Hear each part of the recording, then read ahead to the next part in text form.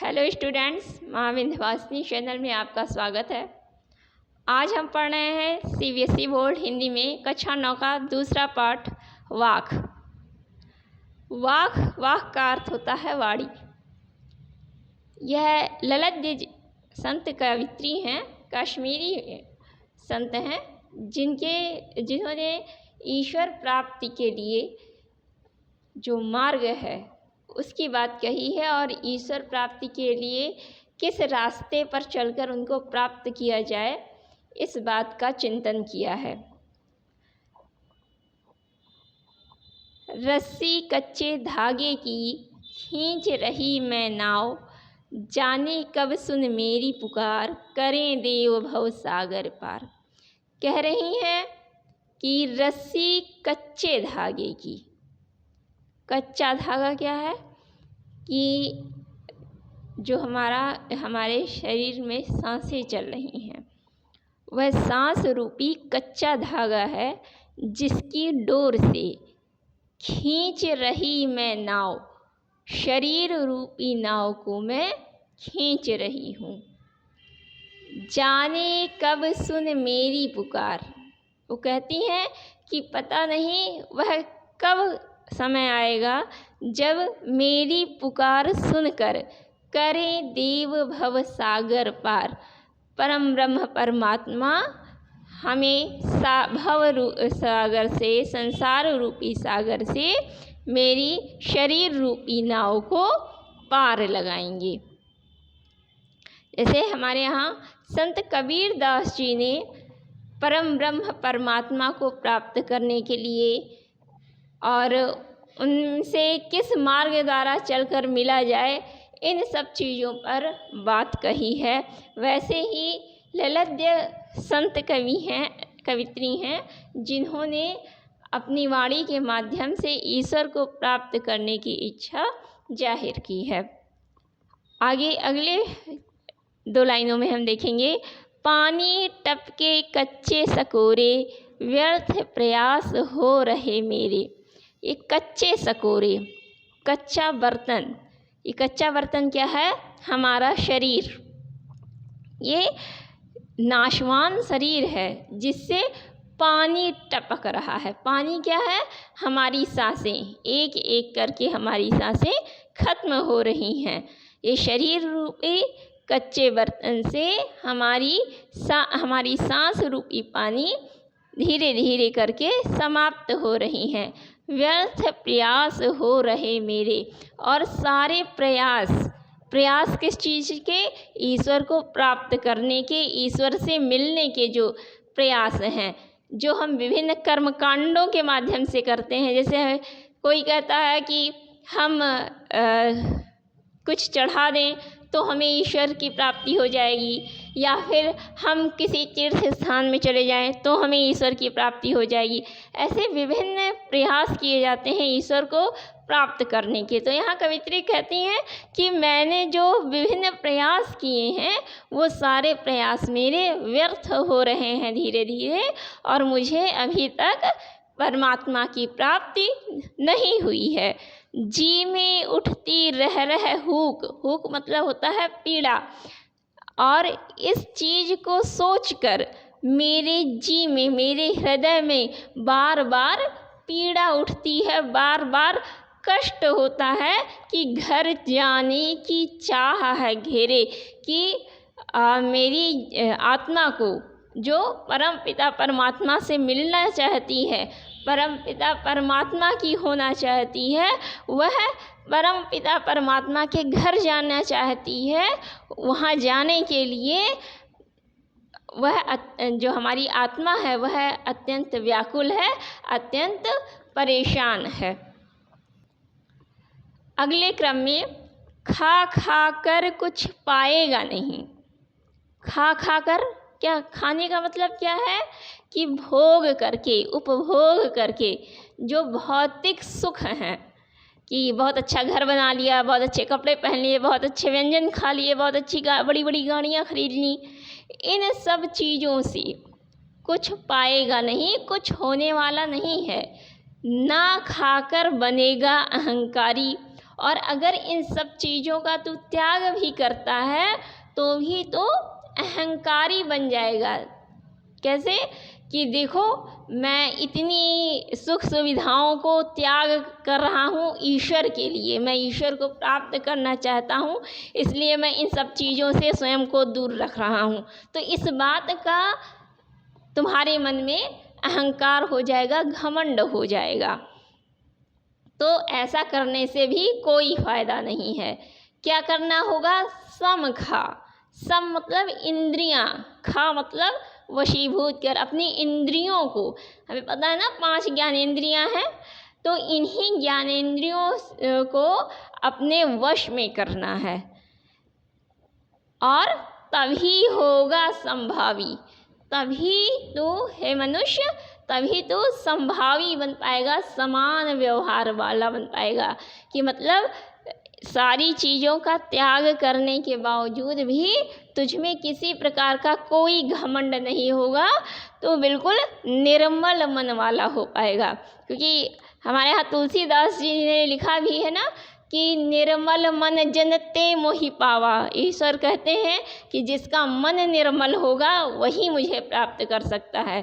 तो यह आवश्यक है कि जब तो संभावी बन जाएगा, हर स्थिति में स्वयं को सामान्य रख पाएगा, तभी क्या होगा? खुलेगी सांकल बंद द्वार की। तभी जो ईश्वर के घर की सांकल मतलब कुंडी है, वह उस बंद दरवाजे की, ईश्वर के घर में घुसने वाला जो दरवाज़ा बंद है, उसकी कुंडी तभी खुलेगी जब तो समभाव का होगा, जब तो हर सुख सुविधा का त्याग करके बिना किसी घमंड के, बिना किसी अहंकार के ईश्वर को प्राप्त करने की कोशिश करेगा अपने निर्मल मन से। अब आगे कहती हैं कि आई सीधी राह से। जब मैं ईश्वर के घर से आई थी इस संसार में, तो कैसे आई थी? सीधी राह से। सीधी राह मतलब बिल्कुल निष्कपट, निश्छल होकर। किसी तरीके से, जब एक छोटा सा बच्चा होता है तो उसके मन में किसी भी प्रकार का छल नहीं होता, कपट नहीं होता, ईर्ष्या द्वेष कुछ नहीं होता, वह बिल्कुल ही निर्मल मन का होता है। तो वही कह रही हैं कि जब मैं आई थी तब कैसे आई थी? सीधी राह से आई थी, बिल्कुल सरल प्रकार से आई थी। गई न सीधी राह, लेकिन अब जब मेरे जाने की बारी आई है, अब मैं जब जा रही हूँ तब सीधी राह से नहीं जा रही हूँ। क्यों? क्योंकि हमारे मन में विभिन्न प्रकार के राग द्वेष छल, विभिन्न प्रकार के विकार हमारे हृदय में उत्पन्न हो गए हैं। सुषुम सेतु पर खड़ी थी। सुषुम सेतु क्या है? ये योग साधना की पहली सीढ़ी है। सुषुम्ना नाड़ी कही जाती है। सबसे पहले जब साधक योग करना प्रारंभ करता है तो हम जीव जो होता है वो सुषुम्ना नाड़ी में जाता है। तो ये यही कह रही हैं कि जो सुषुम्ना नाड़ी के मार्ग पर मैं खड़ी थी, मतलब भक्ति की प्रथम स्थिति पर मैं खड़ी थी, और वहीं खड़े खड़े बीत गया दिन। आह, आह मतलब कष्ट है। कह रही है कि मुझे कष्ट है कि उसी स्थान पर, उसी राह पर खड़े खड़े मेरे जीवन के सारे दिन गुजर गए और जेब टटोली कौड़ी ना पाई।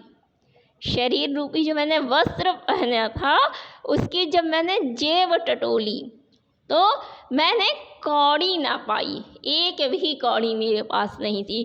कौड़ी क्या है? हमारे सत्कर्म।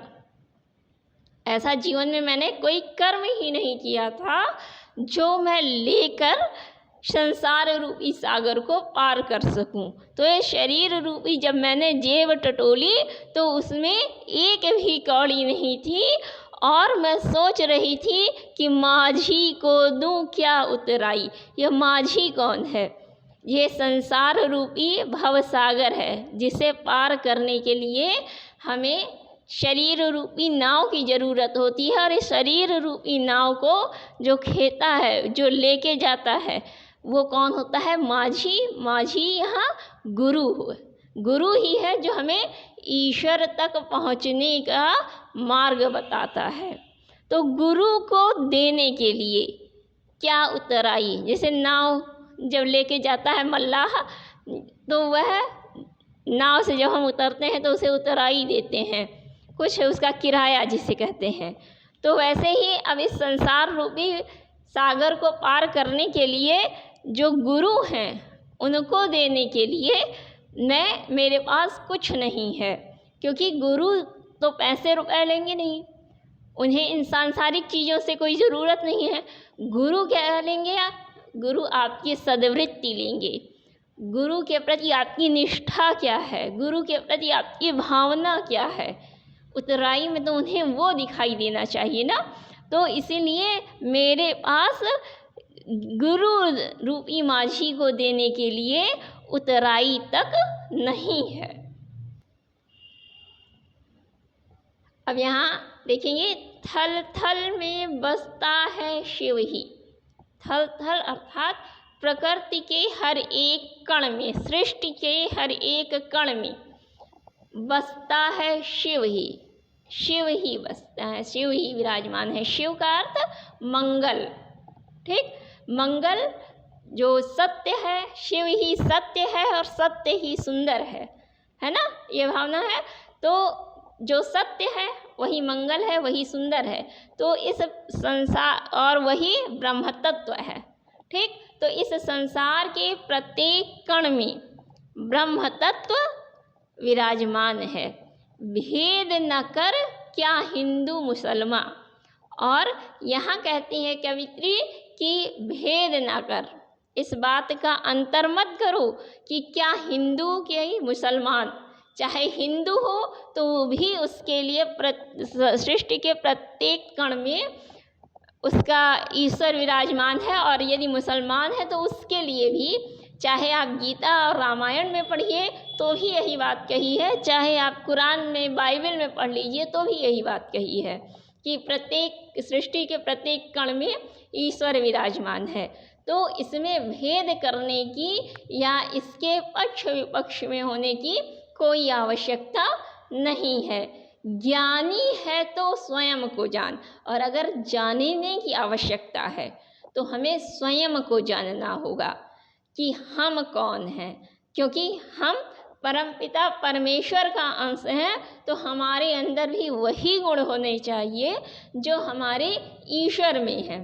और किसी भी धर्म के ईश्वर हैं, सबकी मान्यता यही है कि सत्य हो, अहिंसा हो, धर्म हो, न्याय हो, ठीक। तो अगर हमें जानना है तो खुद को जानना होगा कि हमारे अंदर इन गुणों का समावेश हो, और वही है साहिब से पहचान। और अगर हम इस चीज़ को समझ जाते हैं तो समझ लीजिए कि हम साहिब को पहचान गए, अर्थात अपने ब्रह्म को पहचान गए। फिर हम चाहे जिस भी धर्म के हों, हमें हमारे ब्रह्म से मिलने से कोई भी रोक नहीं सकता। हम उन्हें आसानी से प्राप्त कर सकते हैं। विभिन्न कर्म कांड करने की कोई भी आवश्यकता नहीं है। तो स्टूडेंट्स, ऐसे ही वीडियो देखने के लिए चैनल को लाइक कीजिए, सब्सक्राइब कीजिए। धन्यवाद।